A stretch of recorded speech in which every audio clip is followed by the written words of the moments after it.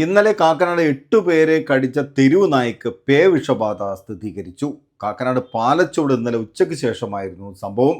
2 നായ്ക്കൾക്കാണ് പേ വിഷബാധ സ്ഥിരീകരിച്ചത്. എൻ്റെ ഈ വാർഡിലാണ് ഇത്രയും അതിദാരുണമായ ഈ സംഭവം അരങ്ങേറിയത്. മണ്ണൂത്തിയിലേക്ക് അവർ കൊണ്ടുപോയി. അവിടെ നിന്ന് നമുക്ക് റിസൾട്ട് കിട്ടി റാബീസ് ആണെന്ന്. അപ്പോൾ ഈ പട്ടിയുടെ സഞ്ചാരപാതം അല്ലെങ്കിൽ ഈ പറയണ വഴിയൊന്നും നമുക്ക് കണ്ടെത്താൻ സാധിച്ചിട്ടില്ല.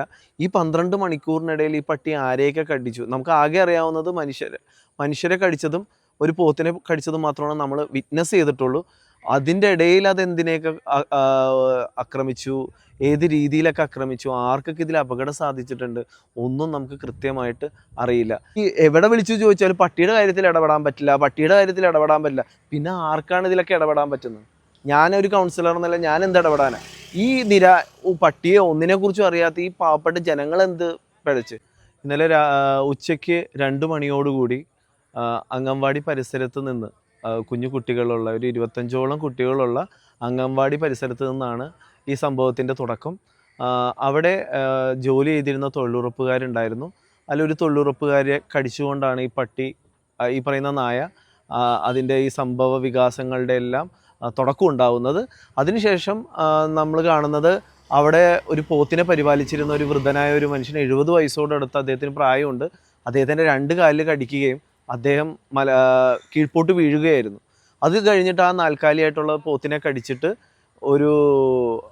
ഒരു കുട്ടിയുടെ അച്ഛൻ, അതായത് അംഗൻവാടിയിൽ സ്വന്തം കുട്ടിയെ വിളിക്കാൻ വന്ന പിതാവിനെ കടിച്ചു. ഇതിനുശേഷം ഈ നായ ജംഗ്ഷനിലേക്ക് വരികയും അവിടെ ഒരു ഭീകരാന്തരീക്ഷം സൃഷ്ടിക്കുകയും അവിടെ 2-3 പട്ടികളെ കടിക്കുകയും ആൾക്കാർക്ക് നേരെ ഭയങ്കരമായ രീതിയിൽ ശബ്ദം പുറപ്പെടുവിക്കുകയും ഒരു പ്രത്യേക രീതിയിലുള്ള ശബ്ദം പുറപ്പെടുവിക്കുകയും അതിനുശേഷം ഈ നായ പോയത് പാതയം എന്ന് പറയുന്ന റെസ്റ്റോറൻറ്റിലേക്കാണ്. അവിടെയും ഒരു കൂട്ടം ആൾക്കാർ ഇരിക്കുന്നുണ്ടായിരുന്നു. അവിടെ ഒരു ഭീകരാന്തരീക്ഷം സൃഷ്ടിക്കുകയും ഇന്നലെ ഏതാണ്ട് ഒരു 2 മണിക്ക് ശേഷമാണ് ഏതാണ്ട് ഈ ഭാഗത്ത് ഇതിലേ കൂടിയാണ് ഈ പട്ടി കയറി വരുന്നത്. ഇതിലേ ഇങ്ങനെ വന്നിട്ടപ്പോൾ അമ്മ ഇവിടെ ഈ ചെയറിലിരിപ്പുണ്ടായിരുന്നു. ഈ ചെയറിലിരിക്കുന്ന ആൾ, വേറൊരാൾ ഇവിടെ, ഈ റെജി എന്ന് പറഞ്ഞിട്ട് എൻ്റെ ഒരു സുഹൃത്ത് തന്നെയാണ്, ഇവിടെ നിൽപ്പുണ്ടായിരുന്നു. അവനിങ്ങനെ പെട്ടെന്ന് പട്ടിയെ പുറകെ കണ്ടപ്പോൾ ഒച്ചയെടുത്തു. അതേപോലെ ആ സ്പീഡിൽ തന്നെ പട്ടി ഇങ്ങോട്ട് വരികയാണ്. ഈ ചെയറിലിരിക്കുന്ന ആളെയാണ് കടിക്കുന്നത്. ഇത് കടിക്കുന്ന കേട്ടപ്പോഴത്തേക്ക് എല്ലാവരും കൂടി ബഹളം ഉണ്ടാക്കി. അതേപോലെ തന്നെ പട്ടി അങ്ങോട്ട് ഓടുകയാണ്. ഇയാളെ കടിച്ചതിന് ശേഷമാണ് അയാൾ പോലും അമ്പരന്ന് പോയി. അന്നേരം ഓടിയ ആ പട്ടി നേരെ അങ്ങോട്ട് പോയിട്ട് ഏതാണ്ട് കറക്റ്റ് അവിടെ ഒരു ഡോക്ടർ ഷെഫീഖിൻ്റെ വീടുണ്ട്. ആ വീടിൻ്റെ ഗേറ്റിൽ അവിടെ അദ്ദേഹത്തിൻ്റെ ഭാര്യ അവിടെ നിൽക്കുകയായിരുന്നു. അത് ആ സ്ത്രീയെ കടിച്ചു. അതിനുശേഷം തിരിച്ചിങ്ങോട്ട് വന്നിട്ടാണ് വീണ്ടും ആ കോഴിക്കടയിലുള്ള ഒരു പയ്യനെ കടിച്ചു. ഇതെല്ലാം കഴിഞ്ഞിട്ട് നോക്കുമ്പോഴത്തേക്ക് അറിയുന്നത്, ഏതാണ്ട് 1 മണിക്കൂറിനുള്ളിൽ അറിഞ്ഞത് 8-9 പേരെ ഈ പട്ടി കടിച്ചിട്ടുണ്ട്. അത് കഴിഞ്ഞിട്ട് ഈ നായയുടെ പുറകെ ഞങ്ങൾ, പിന്നെ ജനം ഇവിടെ ഒത്തൊരുമുകയും ഞങ്ങളെല്ലാവരും ഒരു കൂട്ടമായി വന്ന് ഈ നായയുടെ പുറകെ ഞങ്ങൾ നടക്കാൻ തുടങ്ങി.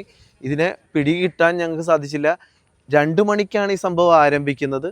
അത് ഇതിൻ്റെ മരണം, അതായത് നമ്മുടെ ഈ നായയുടെ മരണം സംഭവിക്കുന്നത് രാത്രി 2:30 അപ്പോൾ അത്രയും സമയം ഞങ്ങളെല്ലാവരും ഒരു കൂട്ടം ജനത ഈ നായയുടെ പുറകെയായിരുന്നു. അതുവരെ ഇവിടെ എല്ലാ ഗേറ്റുകളും ഞങ്ങൾ അടച്ചു. എല്ലാ കുട്ടികളോടും പുറത്തിറങ്ങരുത് എന്നുള്ള നിർദ്ദേശം ഞങ്ങൾ നൽകുകയുണ്ടായി. എല്ലാ വീടുകളിലും പറഞ്ഞു ഇങ്ങനൊരു സംഭവം ഉണ്ട് എന്നുള്ളത് പറഞ്ഞു. അപ്പോൾ ഈ ഒരു നായ മരിച്ചു, അതിൻ്റെ ഭാഗമായിട്ട് അടുത്ത നായ മരിച്ചു. അപ്പോൾ ഈ 2 നായയെയും ആരോഗ്യവകുപ്പ്, തൃക്കാക്കര മുനിസിപ്പാലിറ്റിയുടെ ആരോഗ്യവകുപ്പ് ഉദ്യോഗസ്ഥർ, ധന്യ മാം വന്ന നേതൃത്വത്തിൽ വന്ന് ഈ പറയുന്ന നായയെ 2 പേരെയും അവർ പ്രത്യേകമായൊരു കോൾഡ് സ്റ്റോറേജ് പാക്കേജ് എന്നുള്ള പദ്ധതി ഉപകരിച്ചിട്ട് ഐസ് ക്യൂബിനകത്ത് വെച്ച് നമ്മൾ സീൽ ചെയ്ത് അങ്ങനെയാണ് കൊണ്ടുപോയത്. പിന്നെ ഈ പാതയത്തിലെ ടാക്സി ഡ്രൈവർ, ഇവരൊക്കെ വളരെ സാധാരണ ഏറ്റവും താഴേക്കിടയിൽ താമസിക്കുന്ന ഒരു കൂട്ടം ആൾക്കാരാണ്.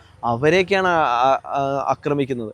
ഈ ബഹുമാനപ്പെട്ട സുപ്രീം കോടതി എത്രയും വേഗം ഇതിനകത്ത് ഇൻ്റർവീൻ ചെയ്തിട്ട് ഉചിതമായൊരു തീരുമാനം എടുക്കണമെന്നാണ് എനിക്ക് ഈ വിഷയത്തിൽ പറയാനുള്ളത്. കാരണം നമ്മൾ സുപ്രീം കോടതിയിൽ നമുക്കൊരു വിശ്വാസമുണ്ട്, രാജ്യത്തിലെ പരമോന്നത കോടതിയിൽ വിശ്വാസം ഉള്ളത് കൊണ്ടാണ് നമ്മളെല്ലാവരും ആ വിധിക്ക് വേണ്ടി കാത്തിരിക്കുന്നത്.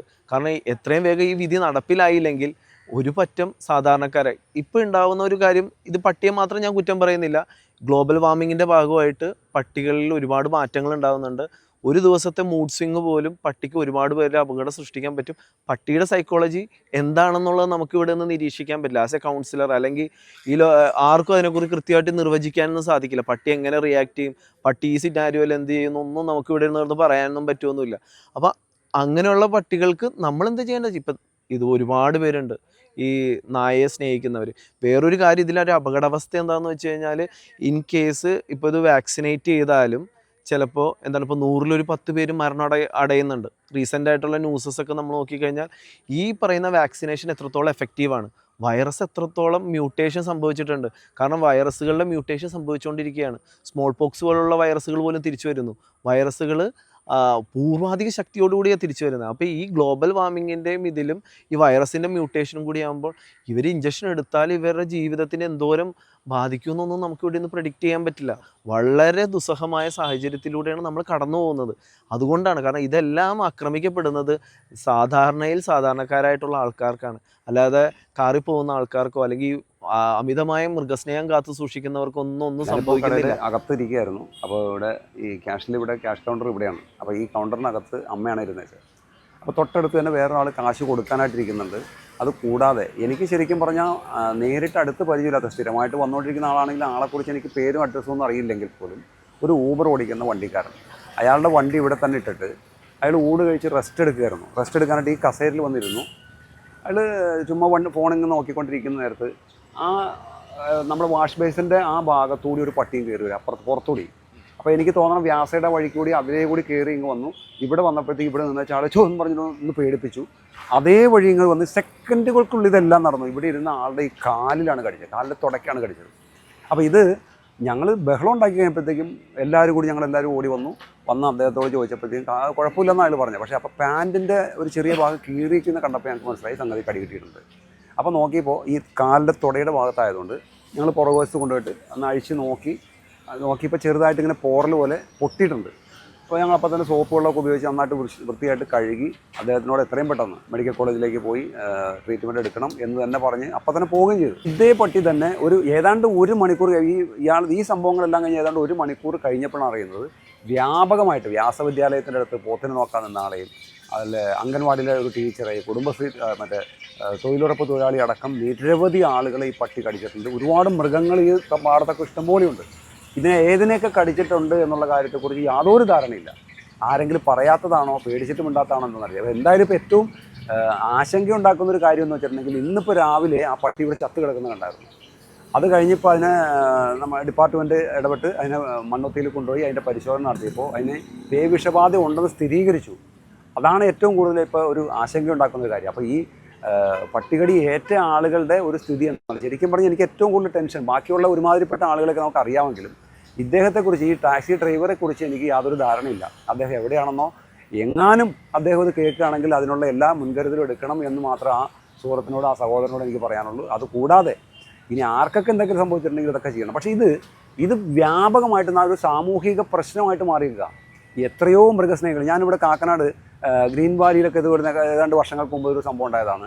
മുനിസിപ്പാലിറ്റിയിൽ ആരോ പട്ടിയെ കൊന്നു കുഴിച്ചു മൂടി എന്ന് പറഞ്ഞ് വിവാദങ്ങളുണ്ടായി. അതിന് എത്രയോ കേസുകൾ നടന്നു.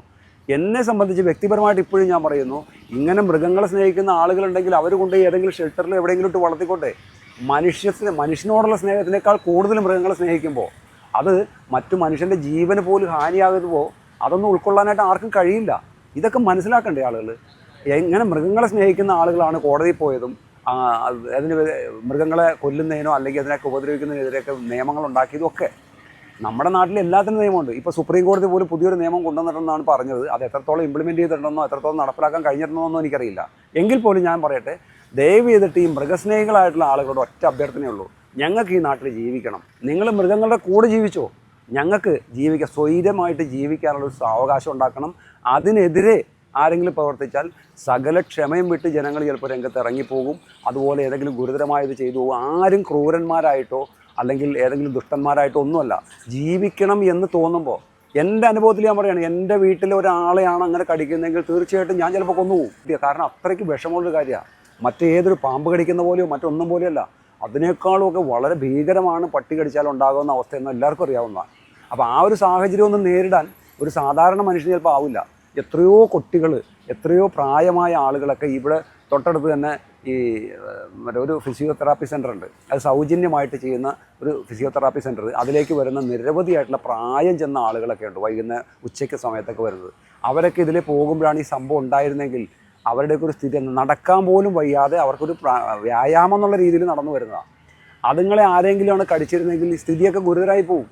എന്തെല്ലാം ചെയ്താൽ പോലും അനങ്ങാപ്പാറ പോലെ ഇരിക്കുക എന്നല്ലാതെ വേറെ മാർഗമില്ലാത്ത അവസ്ഥയായി എല്ലാ ഭരണകൂടങ്ങൾക്ക് പോലും. കാരണം നിയമം പട്ടിക്ക് അനുകൂലമാണ്, മനുഷ്യനനുകൂലമല്ല. മനുഷ്യൻ്റെ ജീവനേക്കാൾ കൂടുതൽ വില പട്ടിക്കും മറ്റു മൃഗങ്ങൾക്കും കൽപ്പിക്കുന്നൊരു കാലത്ത് ജീവിക്കാൻ നിവൃത്തിയില്ലാതെ വന്നാൽ തീർച്ചയായിട്ടും ജനങ്ങൾ പ്രതികരിച്ചു കഴിഞ്ഞാൽ അതിന് എന്ത് നിയമ നടപടികൾ ഉണ്ടായാൽ പോലും അതിന് നേരിടാനായിട്ട് സജ്ജരാകേണ്ടി വരും എന്ന നിവൃത്തികേട് കൊണ്ട് അങ്ങനെ പറയേണ്ടി വരികയാണ്. എൻ്റെ മൃഗസ്നേഹികളോട് എനിക്ക് താഴ്മയെ അപേക്ഷിക്കാനുള്ളത്, നിങ്ങളുടെ മൃഗസ്നേഹം വളരെ നല്ലതാണ്, മികച്ചതാണ്. പക്ഷേ അതിലൊരു ന്യൂനത എന്താണെന്ന് വെച്ച് കഴിഞ്ഞാൽ, ഈ പറയുന്ന തെരുവ് നായേനെയൊക്കെ നിങ്ങൾക്ക് സംരക്ഷിക്കണമെന്നുണ്ടെങ്കിൽ നിങ്ങൾ തന്നെ ഒരു ഷെൽട്ടർ ക്രിയേറ്റ് ചെയ്യുക. ഗവൺമെൻറ്റും അല്ലെങ്കിൽ മുനിസിപ്പാലിറ്റിയോ ചെയ്യാൻ പറ്റുന്നതല്ല, ഞങ്ങളുടെ ഭാഗത്തുനിന്ന് ചെയ്യാൻ പറ്റുന്നത് ഞങ്ങൾ ചെയ്യാം. അങ്ങനെ ചെയ്യാൻ നമുക്ക് ഒരു മടിയുമില്ല. പക്ഷെ നിങ്ങൾ ആണ് ഈ പറയുന്ന നായകളെ സംരക്ഷിക്കാൻ നിങ്ങൾ ആഗ്രഹിക്കുന്നുണ്ടെങ്കിൽ നിങ്ങൾ നിങ്ങളുടേതായ ഷെൽട്ടർ ക്രിയേറ്റ് ചെയ്യുക.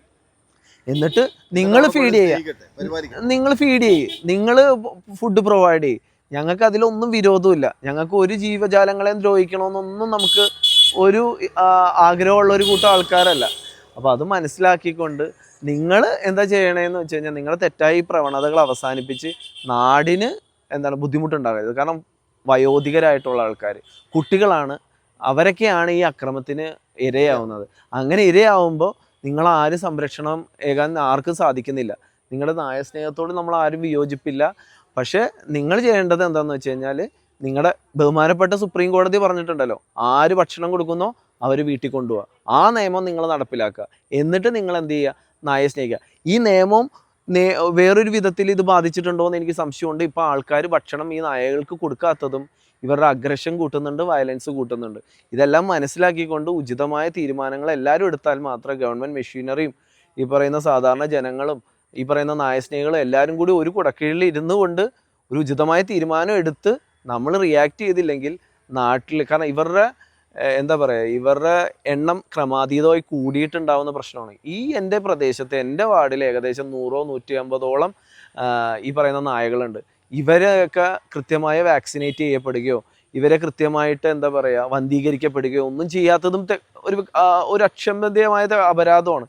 അപ്പം ഇതൊന്നും നമുക്ക് എങ്ങും പോയി പരാതിപ്പെടാനോ ഇതൊന്നും പറ്റില്ല. പക്ഷെ ഇനിയും നമ്മുടെ മുന്നിൽ എന്താണെന്ന് വെച്ച് കഴിഞ്ഞാൽ, ഇങ്ങനത്തെ സാഹചര്യങ്ങൾ സൃഷ്ടിക്കപ്പെടരുത്. ഇതിപ്പോൾ എൻ്റെ വാർഡിലാണ് സംഭവിച്ചത്, നാളെ വേറെ വാർഡിൽ സംഭവിക്കും.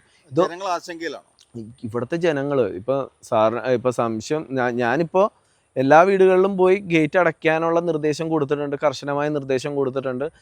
കൊറോണയെ നമുക്ക് വൈറസ് എന്നുള്ള രീതിയിൽ പേടിച്ച് എങ്ങനെയാണോ ഞങ്ങളുടെ നാട്ടിലെ ജനങ്ങൾ കൈകാര്യം ചെയ്തത്, അതേ ഭയചകിതരായിട്ടും ആശങ്കയിലുമാണ് എൻ്റെ പ്രദേശത്തെ ജനങ്ങൾ. അപ്പോൾ അവരുടെ ആശങ്ക ദൂരീകരിക്കാനും അവരെ ഭയത്തിൽ നിന്ന് അകറ്റുക എന്നുള്ളതും എൻ്റെ ഒരു ഉത്തരവാദിത്വം ആയതുകൊണ്ട് ഞങ്ങൾ ഒരു കൂട്ടം ചെറുപ്പക്കാർ ഇന്നലെ രാത്രി മുതൽ ഇവിടെ ആളുകൾ, ഇപ്പം നമ്മൾക്ക് കാണാം, ഇതിൻ്റെ സ്ക്രീനിൽ കാണാം, നേരെ പുറകിൽ ആളുകൾ വന്ന് നിൽക്കുന്ന കാണാം. ഇവിടെ തെരുവുനായ്ക്കൾ, അന്നുണ്ടായിരുന്ന കടിയേറ്റ തെരുവുനായ്ക്കൾ വല്ലതും ഇതിൻ്റെ കൂടെ ഉണ്ടോ എന്നുള്ളതാണ് ആളുകൾ നോക്കി നടക്കുന്നത്. അപ്പോൾ ആളുകൾ ഉറക്കമൊഴിച്ചതിന് വേണ്ടി പുറകെ നടക്കുകയെന്ന് തോന്നുന്നു അല്ലേ? അതെ, ഞങ്ങൾ ഇന്നലെ ഇത് ആരംഭിക്കുന്നത് 2 മണിക്കാണ്. 2 മണിക്ക് ഞങ്ങൾ ഇത് അറിഞ്ഞോട്ട് ഞങ്ങൾ ഈ ഹെൽത്തിനെ അറിയിക്കുകയും ഇതിനെങ്ങനെ നമുക്ക് ഇതിനെ കോമ്പാക്ട് ചെയ്യാന്നുള്ള ഇതിൻ്റെ പുറകെ ഇതിനെങ്ങനെ നമുക്ക് നേരിടാമെന്നുള്ളത് ഞങ്ങൾക്ക് അറിയില്ല. ഞാൻ വാർഡ് കൗൺസിലറായിട്ട് 1 മാസമേ ആയിട്ടുള്ളൂ. എനിക്കിതിൽ അറിവില്ലായ്മയുണ്ട്. പക്ഷേ എന്നെ കൊണ്ടാവുന്ന എൻ്റെ പ്രസൻസ് കൊണ്ട് എന്ത് ചെയ്യാൻ പറ്റുമോ അതെല്ലാം ഞാൻ ചെയ്യുന്നുണ്ട്. ആദ്യത്തെ കൗൺസിൽ തന്നെ ഈ വിഷയം എൻ്റെ ആദ്യത്തെ വിഷയം ഇതായിരുന്നു. കാരണം വേറൊന്നും കൊണ്ടല്ല, അതായത് ഞാൻ ജനപ്രതിനിധിയായിട്ട് തിരഞ്ഞെടുക്കപ്പെട്ടിട്ട് ഹാർഡ്ലി ഒരു 31-34 ദിവസമായിട്ടുള്ളൂ. ആദ്യത്തെ കൗൺസിൽ കഴിഞ്ഞത് 2-3 ദിവസങ്ങൾക്ക് മുമ്പാണ്. അവിടെ ഞാൻ അവതരിപ്പിച്ച എൻ്റെ ആദ്യത്തെ വിഷയം തെരുവുനായയായിരുന്നു. പക്ഷെ അത് ഇത്രയും രൂക്ഷമാവുമെന്നും ഇതുപോലെ എൻ്റെ വാർഡിനെ ബാധിക്കുമെന്നും ഞാൻ അറിഞ്ഞില്ല. പക്ഷേ അതെൻ്റെ മനസ്സിലുള്ള ഭയാശങ്കയായിരുന്നു. കാരണം ഞാൻ നേരിട്ടറിഞ്ഞതാണ്. ഞാൻ ഇവിടെയുള്ള ചെല്ലുമ്പോൾ തന്നെ അവിടുത്തെ ഓരോ ചേച്ചിമാരും ഓരോ ആൾക്കാരും പറയുന്നത്, മോനെ എടാ നീ വന്ധീകരിക്കപ്പെട്ട പട്ടികൾ പോലും പ്രസവിക്കപ്പെടുന്നു എന്ന് പറഞ്ഞപ്പോൾ അതൊരു അലാറം പോലെ, ഭയങ്കര ഒരു ഡേഞ്ചർ കോൾ പോലെ എനിക്ക് തോന്നി. അതാണ് ഞാൻ ആ വിഷയം ആദ്യം തന്നെ, ഞാൻ വേറൊരു വിഷയത്തിലും കടക്കാതെ ആദ്യം ഞാൻ അവിടെ അവതരിപ്പിച്ചത് ഈ തെരുവ് നായ ശല്യത്തെക്കുറിച്ചായിരുന്നു. അപ്പോൾ അത് അവതരിപ്പിച്ചപ്പോൾ തന്നെ ഇങ്ങനെ ഈ വിഷയം അതിരൂക്ഷമായെന്ന് എനിക്ക് മനസ്സിലായി. അതിരൂക്ഷമാണ് ഞങ്ങളുടെ ഈ പ്രദേശത്ത്, എണ്ണവും കൂടുതൽ, അതിനൊരു കൺട്രോളും ഇല്ല. അപ്പോൾ അങ്ങനെ ആയപ്പോഴാണ് ഇതിപ്പോൾ ഇങ്ങനത്തെ നിലയിലേക്ക് എത്തുമെന്ന് എനിക്കറിയില്ലായിരുന്നു. പക്ഷേ ഈ വന്ധീകരിക്കപ്പെട്ട പട്ടികൾ പോലും പ്രസവിക്കപ്പെടുന്നുണ്ട്. അപ്പോൾ അത് പ്രോപ്പറാണോ എന്നുള്ളത് നമ്മൾ ഒന്ന് എക്സാമിൻ ചെയ്യണം. അതുകൂടാതെ തന്നെ ഇങ്ങനെ തെരുവിൽ ഇങ്ങനെ പട്ടിയെ അലയാൻ വിടരുത്. കാരണം ടെമ്പറേച്ചർ കൂടുമ്പോൾ ഇവരുടെ ബിഹേവിയർ വളരെ മാറ്റമുണ്ട്. ഞാൻ 2 ദിവസം, അതായത് ഇന്നലത്തെ ഉച്ച മുതൽ ഇന്ന് 2 ദിവസത്തെ എൻ്റെ നിരീക്ഷണ പാടവത്തിൽ നിന്നാണ് ഞാൻ പറയണേ, ഉച്ച സമയത്ത് ഇവരുടെ സ്വഭാവത്തിൽ ഭയങ്കര മാറ്റം. രാത്രി 2 തൊട്ട് 6 വരെ ഭയങ്കരമായ ബഹളമാണ്. കാരണം ഈ ടെമ്പറേച്ചറിൽ ഉണ്ടാവുന്ന ചേഞ്ചസ് ഇവരെ സൈക്കോളജിക്കലി അഫക്റ്റ് ചെയ്യുന്നുണ്ട്. നമ്മളെപ്പോലെ തന്നെ അതേ ബുദ്ധിശക്തിയും ശ്രവണശേഷിയും എല്ലാം ഉള്ളൊരു ജീവജാലമാണ് നായ. മനുഷ്യൻ്റെ ഏറ്റവും അടുത്ത സുഹൃത്തുമാണ്. പക്ഷേ ഈ ജീവജാലങ്ങളിൽ സൈക്കോളജിക്കലി എന്തൊക്കെയോ മാറ്റങ്ങൾ ഈ ഗ്ലോബൽ വാർമിങ്ങിൻ്റെ ഭാഗമായിട്ട് ഉണ്ടാകുന്നുണ്ട്. ആ വൈറസ് അവരെയും ബാധിക്കുന്നുണ്ട്. അപ്പം നമ്മൾ ഈ പറയുന്ന നായശല്യം എങ്ങനെയെങ്കിലും തടയുക എന്നുള്ളതാണ് നമ്മുടെ മുമ്പിലുള്ളത്. ഒന്നില്ലെങ്കിൽ അവർക്ക് ഷെൽട്ടർ പ്രൊവൈഡ് ചെയ്യുക, ആ ഷെൽട്ടർ പ്രൊവൈഡ് ചെയ്യുക, അല്ലെങ്കിൽ നമ്മൾ ഈ ABC മുനിസിപ്പാലിറ്റി തന്നെ മുന്നോട്ട് വയ്ക്കുന്ന ABC കൃത്യമായിട്ട് നടത്തുക. ഇല്ലെങ്കിൽ ഇതുപോലത്തെ വിഷയങ്ങൾ ഇനി ഈ നാട്ടിൽ ഉണ്ടാവും. നമുക്ക് എന്നും വിലപിക്കാനേ നേരം ഉണ്ടാവുള്ളൂ. ഡിസാസ്റ്റർ മാനേജ്മെൻറ്റ് വളരെ ഇമ്പോർട്ടൻ്റ് ആണ്. മാൻമെയ്ഡ് ആയാലും ഈ പറയുന്ന അനിമൽ ആണെങ്കിലും നമ്മൾ ഈ ഡിസാസ്റ്റർ മാനേജ്മെൻറ്റിനെ കുറിച്ച് കൃത്യമായ ഒരു അവബോധം ഒരു വാർഡിൽ ഉണ്ടാക്കുകയും അവരെ എന്തൊക്കെ മാൻമെയ്ഡ് ആയിട്ടുള്ള ഡിസാസ്റ്റർ ഇവിടെ ഉണ്ടാവാം, എന്തൊക്കെ നാച്ചുറൽ ആയിട്ടുള്ള കലാമിറ്റീസ് ഇവിടെ ഉണ്ടാവാം, അങ്ങനെ ഓരോ വാർഡിലും അങ്ങനെ ഒരു ഡിസാസ്റ്റർ മാനേജ്മെൻറ്റ് ടീം ഉണ്ടാക്കി ആ ടീമിനെ നമ്മൾ സംയോജിച്ച് പ്രവർത്തിച്ചാൽ മാത്രമാണ് ഇതുപോലത്തെ ആപത്ത് ഘട്ടങ്ങളിൽ നമുക്കൊരു ആപത്ത് എന്ന് വരുമെന്ന് നമുക്കിന്ന് പ്രെഡിക്റ്റ് ചെയ്യാൻ പറ്റില്ല. ഭോപ്പാൽ ട്രാജഡി ഉണ്ടായി, അത് മാൻമെയ്ഡ് ആയിരുന്നു. 2018-19 പ്രളയങ്ങളുണ്ടായി, അത് നമ്മൾ അതിജീവിച്ചിട്ടുണ്ട്. അതുപോലെ ഈ നായശല്യവും ചിലപ്പോൾ നാളെ ഒരു വലിയ പ്രശ്നമാവാം. കാരണം ഇതിന് ഇപ്പോഴും കാട്ടിലെ സ്വഭാവമാണ്, കാട്ടിലെ നിയമമാണ് അവർ ചെയ്യണത്. ഒരു കൂട്ടമായിട്ട് തന്നെയാണ് നമ്മൾ ആക്രമിക്കുന്നത്. അപ്പോൾ അതെല്ലാം മനസ്സിലാക്കിക്കൊണ്ട് നായസ്നേഹികളോട് എനിക്ക് താഴ്മയായി അപേക്ഷിക്കാനുള്ളത്, നിങ്ങൾ നിങ്ങൾ ആ ജീവജാലത്തെ മര്യാദയ്ക്ക് നോക്കുക, അതിന് ഷെൽട്ടർ കൊടുക്കുക. എന്താണെന്ന് വെച്ചാൽ നിങ്ങളുടെ ഭാഗത്തുനിന്നുള്ളത് നിങ്ങൾ ചെയ്യുക. ഞങ്ങളുടെ ഭാഗത്തുനിന്നുള്ള സാധാരണ ജനങ്ങളെ ഉപദ്രവിക്കാത്ത രീതിയിൽ ഈ ജീവജാലങ്ങൾ നന്നായിട്ട് ജീവിക്കട്ടെ. എല്ലാ ജീവജാലങ്ങൾക്കും ജീവിക്കാനുള്ളതാണ് ഈ ഭൂമി. നമ്മൾ ആരുടെ ജീവനെയും ഒന്നിനെയൊന്നും തട്ടിപ്പറിക്കാനൊന്നും ആഗ്രഹിക്കണില്ല. പക്ഷേ എല്ലാവർക്കും ഇവിടെ സമാധാനമായിട്ട് ജീവിക്കാനുള്ള ഒരു അന്തരീക്ഷം ഉണ്ടാവും. നന്മ 24 ചോദിക്കുന്നു, ഇവിടെ മനുഷ്യജീവനാണോ വില കൽപ്പിക്കേണ്ടത്, അതോ മനുഷ്യനെ കടിച്ചു കീറുന്ന ഇതുപോലെയുള്ള തെരുവുനായ്ക്കളെയാണോ? ഇതിൽ പ്രതികരിക്കേണ്ടത് ജനങ്ങൾ തന്നെയാണ് പ്രതികരിക്കുക. ഞാൻ പ്രദീപ്, ന്യൂ ഇന്ത്യ, നന്മ 24 ന്യൂസ്, കൊച്ചി.